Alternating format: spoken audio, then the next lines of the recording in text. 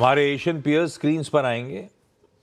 Asia हमारे साथ साथ वो भी कल पस्त पड़ा हुआ था। आज सुबह भी मिला जुला कामकाज हो रहा है, वो मोमेंटम पे ब्रेक लगा हुआ है 2 दिनों से उनका, हमारा तो काफ़ी दिनों से। यूएस का हैंडओवर जो आया है, कल हम जब सेशन की समाप्ति कर रहे थे, यूएस के फ्यूचर्स फ्लैट से 1/4% दबाव में थे। फ्लैट था डाउ, 1/4% दबाव में था नैस्डैक। नैस्डैक दरअसल हरे में बंद हो गया है, तो अगर नैस्डैक का हैंडओवर देखेंगे तो फिर भी डिसेंट दिखेगा आपको।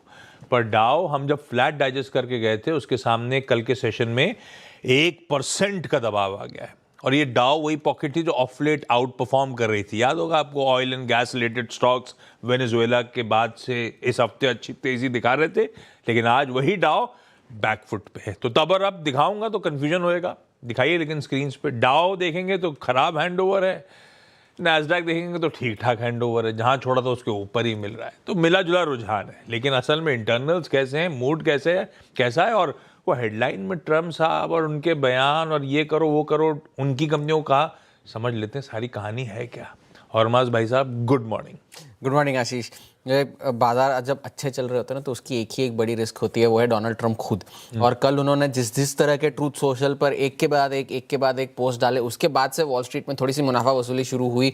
पहले भी डाउ अंडर परफॉर्म कर ही रहा था, क्योंकि इकोनॉमिक डेटा जो निकल कर आया वो थोड़ा मिला जुला सा था, कमजोरी कह लीजिए।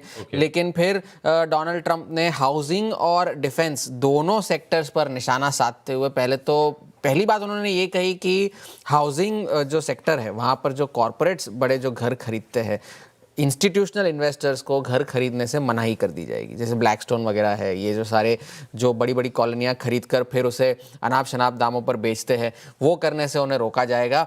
और जिस वजह से उसके बाद सारे ब्लैकस्टोन और सारे जो हाउसिंग शेयर थे, उन सभी में गिरावट देखने मिली।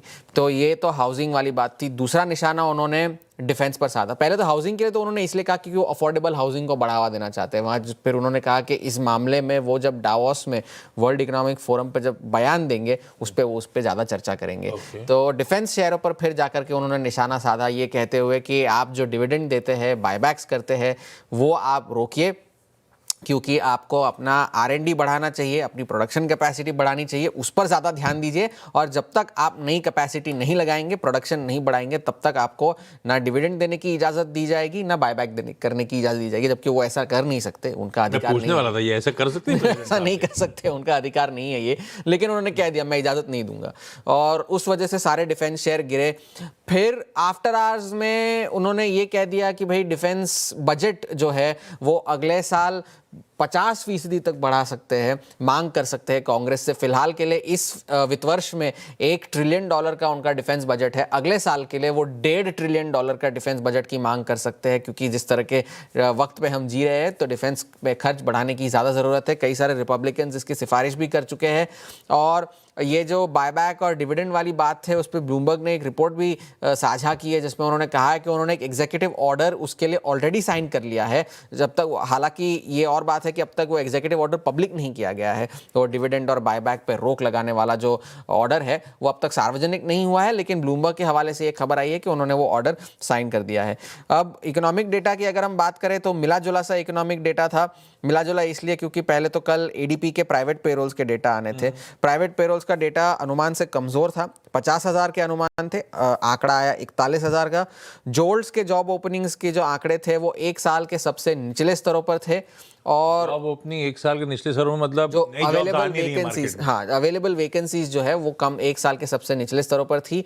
और उसके बाद सर्विसेज पीएमआई का जो आंकड़ा था कल, जिसके आंकड़े में हम बात कर रहे थे, वो S&P ग्लोबल का सर्विसेज पीएमआई था। ये ISM का सर्विसेज पीएमआई का आंकड़ा था, जो कि 54.4 का आया दिसंबर के महीने में, जो कि अक्टूबर 2024 के बाद का सबसे बेहतर स्तर था। तो सर्विसेज पीएमआई तो ठीक थी, लेकिन जो जॉब ओपनिंग्स के आंकड़े थे वो अनुमान से थोड़े से कमजोर थे। वेनेजुएला को लेकर के डोनाल्ड ट्रंप ने ये कहा कि अब जो है वेनेजुएला सिर्फ अमेरिकी बनाए हुए सामान की खरीद करेगा।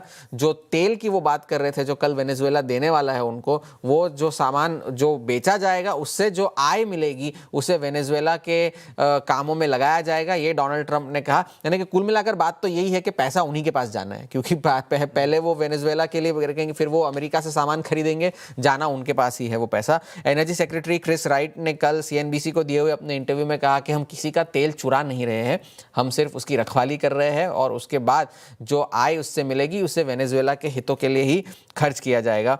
और जो तेल की कंपनियां हैं जिनके एसेट्स थे वेनेजुएला में, जो ह्यूगो चावेज के ज़माने में उन्हें नेशनलाइज कर दिया गया था, उसका जो रीइंबर्समेंट है फिलहाल उसके लिए कोई भुगतान नहीं किया जाएगा। वो एक लॉन्ग टर्म इशू है, उसे बाद में देखा जाएगा, लेकिन फिलहाल वहाँ का साझा जो इंफ्रास्ट्रक्चर है उसे ठीक करने की ज़्यादा ज़रूरत है।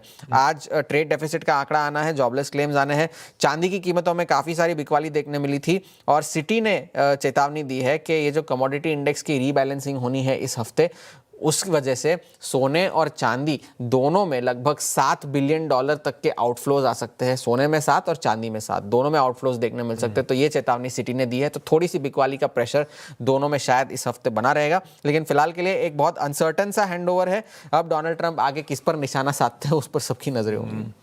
थोड़ा सा कल रात वो US रशिया का तनाव भी बढ़ रहा था। रशियन फ्लैग वाली एक जहाज को US नेवी ने कब्जे में ले लिया था। खैर वो डिटेलिंग बाद में करते रहेंगे। ये है ग्लोब के संकेत, अच्छे नहीं है ना। अभी ट्रम्प साहब रहेंगे, अभी ट्रम्प साहब का 1 साल होने वाला होगा 20 तारीख और 4 साल का टेन्योर है, तो बहुत दूर जाना है अभी तो। पूरी जवानी निकल जाएगी अपनी तो। इसी में खैर ये हो गया US के हैंडओवर, खराब हैंडओवर, कॉशियस सा हैंडओवर कह लीजिए।